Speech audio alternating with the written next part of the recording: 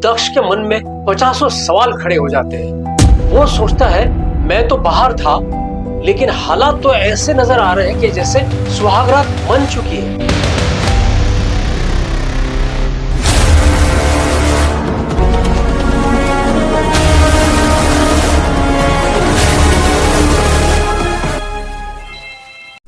Hello friends, D&R narrator's YouTube channel में आप सभी का स्वागत है। दोस्तों, हमेशा की तरह आज भी लेकर आया हूं एक नई कहानी। दोस्तों, पिछली कहानी को आपने बहुत अच्छा प्रतिसाद दिया है, इसलिए हमारी सारी टीम आपको धन्यवाद करती है। तो आइए शुरू करते हैं कहानी। लेकिन इससे पहले आप सभी से मेरी गुजारिश है कि जो लोग इस चैनल पर फर्स्ट टाइम आए हैं वो प्लीज इस चैनल को सब्सक्राइब करें, ताकि हर कहानी के आने से पहले आपको नोटिफिकेशन के द्वारा उसकी जानकारी मिले। तो दोस्तों, आइए शुरू करते हैं आज की कहानी। एक कार बड़ी तेजी से आकर रुकती है। कार का दरवाजा खुलते ही उसमें से एक सुंदर सी लड़की बाहर निकलती है। कार से उतरकर लड़की इधर उधर देखती है और सामने उसको एक गली नजर आती है। उस गली से वो निकल चलती है। उस गंदगी से भरी गली से जाते हुए वो अजीब सा फील करती है, लेकिन फिर भी चली जा रही है। चेहरे पर उसके गुस्सा भी है, नफरत भी है और तनाव भी है। कुछ ही पल में वो बंगाली बाबा के ठिकाने पर पहुंचती है।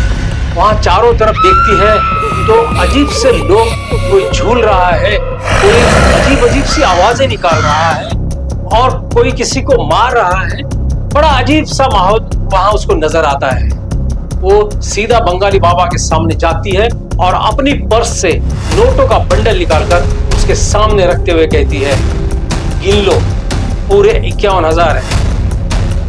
बाबा एक नजर नोटों को देखता है और लड़की को देखते हुए कहता है, बंगाली बाबा से कोई धोखा नहीं कर सकता, इसलिए गिनने की कोई जरूरत नहीं है। काम बताओ क्या है। लड़की कहती है, मेरा नाम रति है।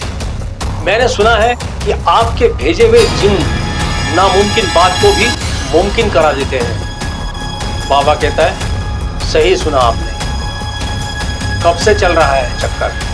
रति कहती है, पिछले कुछ दिनों से। वो एक बहुत बड़ा नामी यूट्यूबर है, लेकिन जितना बड़ा उसका नाम है उससे भी ज्यादा बड़ा वो संस्कारी है।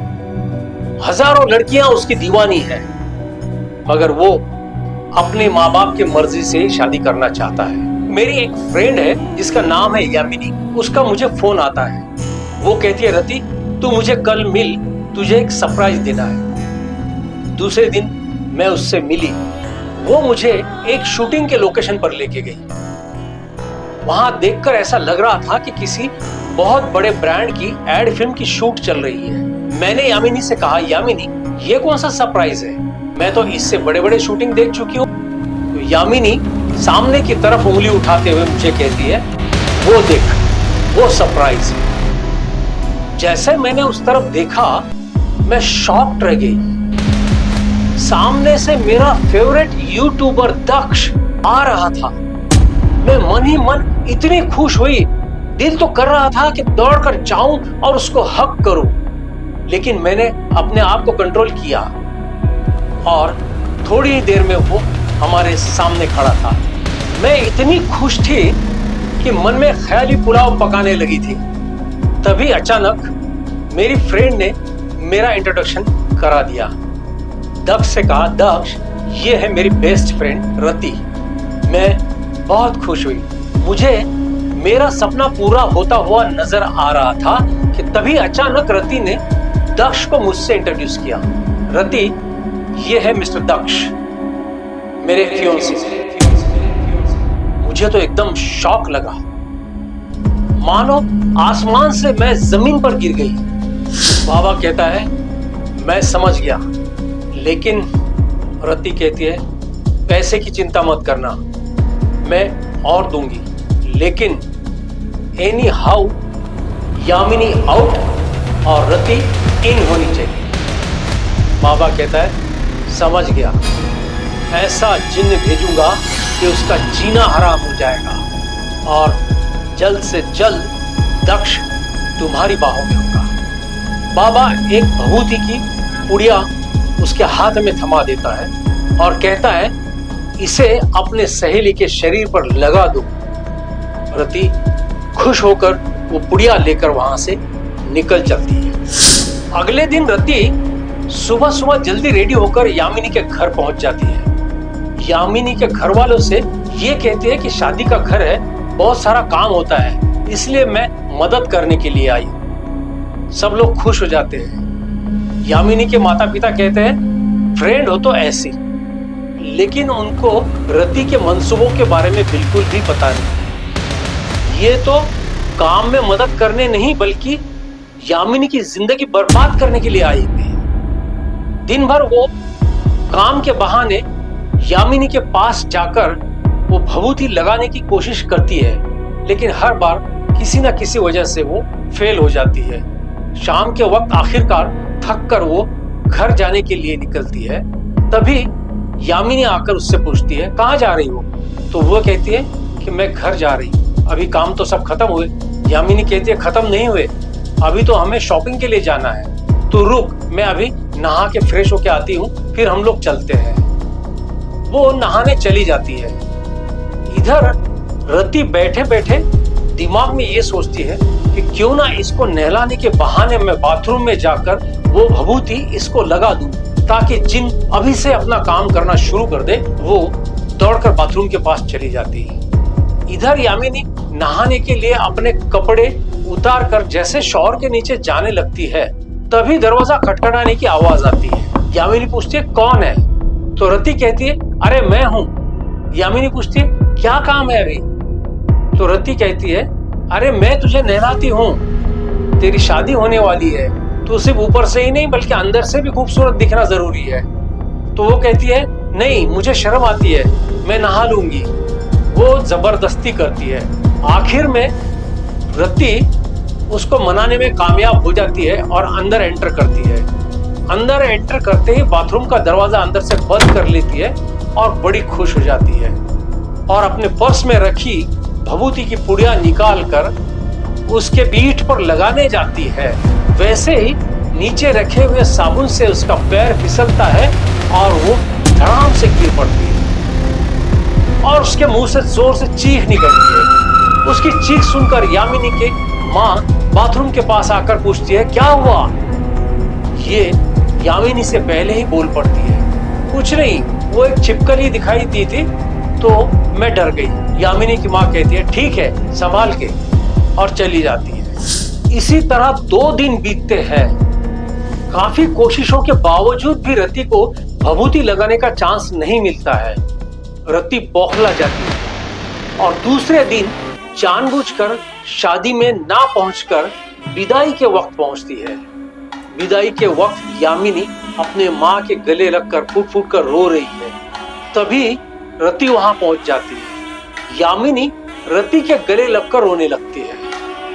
रति मौके का फायदा उठाना बिल्कुल नहीं चूकती है। चुपके से उसको गले लगाकर अपने पर्स से निकालकर भभूति उसके पीठ पर और पेट पर लगा देती है। यामिनी को एक झटका सा लगता है। उसके शरीर में एक अजीब सी हलचल मच जाती है, लेकिन उसको लगता है कि हो सकता है कि कई रातों से वो ठीक से सोई नहीं है, इसकी वजह से भी ऐसा हुआ हो। जैसे तैसे वो अपने आप को संभाल कर सजी हुई कार में बैठ जाती है। उसके साथ दक्ष भी बैठता है। कार निकल पड़ती है। थोड़ी दूर जाने के बाद दक्ष उसको सांत्वना देने के बहाने अपना हाथ उसके कंधे पर रखता है, तो वो उसके हाथ को गुस्से से हटा देती है। दक्ष शॉक रह जाता है। दक्ष को लगता है कि मैंने इतनी सारी लड़कियों को ठुकरा कर इस लड़की को इसलिए थोड़ा ही पसंद किया है कि वो मेरा हाथ भी गुस्से से निकाल दे। उसके इस तरह के बिहेवियर से दक्ष को एक सदमा सा लगता है, लेकिन फिर भी वो इस बात का ईगो या इशू ना बनाते हुए खुशी खुशी बारात अपने घर ले आता है। बारात जैसे ही दरवाजे में आती है, कुत्ता रोना शुरू कर देता है, जो कि उनका पाला हुआ कुत्ता है। कभी भौंकना शुरू कर देता है, क्योंकि अब यामिनी के शरीर में जिन्न का प्रवेश हो चुका है। और कुत्ते जिन या भूतों को सबसे पहले सूंघ लेते।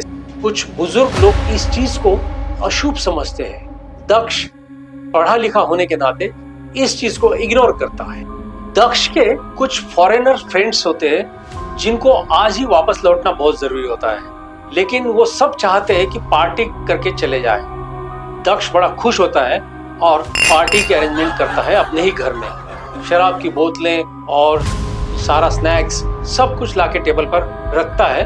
वो लोग इसको भी 2 पैक लेने के लिए फोर्स करते हैं और ये भी थोड़ी सी शराब पी लेता है। सब लोग पी के काफी मस्ती भरे मूड में आ जाते हैं। तभी शराब की बोतल खत्म हो जाती है तो दक्ष बोतल लेने के लिए वहां से निकल जाता है। दोस्त आपस में कुछ बात कर ही रहे होते हैं कि तभी कांच की बोतल टूटने की आवाज अंदर से आती है। दोस्त सोचते हैं कि दक्ष बोतल लेने गया है तो उसके हाथ से टूट गई होगी। जाकर देखते हैं तो दक्ष वहां बैठकर बाकी की बोतलें भी तोड़ रहा है। ये उसको रोकने की कोशिश करते हैं तो दक्ष उल्टा इन्हीं को गालियां देने लगता है। दक्ष का बिहेवियर देखकर सारे फ्रेंड्स इतने नाराज हो जाते हैं कि वो अभी के अभी वापस लौटने का फैसला करते हैं और बाहर निकलकर टैक्सी का वेट करते हैं। तभी दक्ष वहां आ जाता है शराब की बोतल लेकर। दोस्तों से कहता है, अरे आप यहाँ क्या कर रहे हो? तो दोस्त कुछ भी उससे बात नहीं करते हैं, बल्कि उसको गाली देते हैं। बोलते हैं तू कमीना है, तेरे जैसा घटिया दोस्त हमने आज तक देखा नहीं है। वो पूछता है क्या हुआ? दोस्त उसको कुछ भी नहीं बताते हैं और गुस्से से वहां से निकल जाते हैं। दक्ष उनको रोकने की कोशिश करता है लेकिन वो रुकते नहीं। दक्ष नाराज होकर वहीं पर बैठ जाता है। इधर दक्ष की भाभी सुहागरात की पूरी तैयारी कर लेती है। पलंग को अच्छे से फूलों से सजाती है और दूध का ग्लास रखती है। साथ में यामिनी को उस पलंग पर सजा धजा कर बिठा देती है और चली जाती है।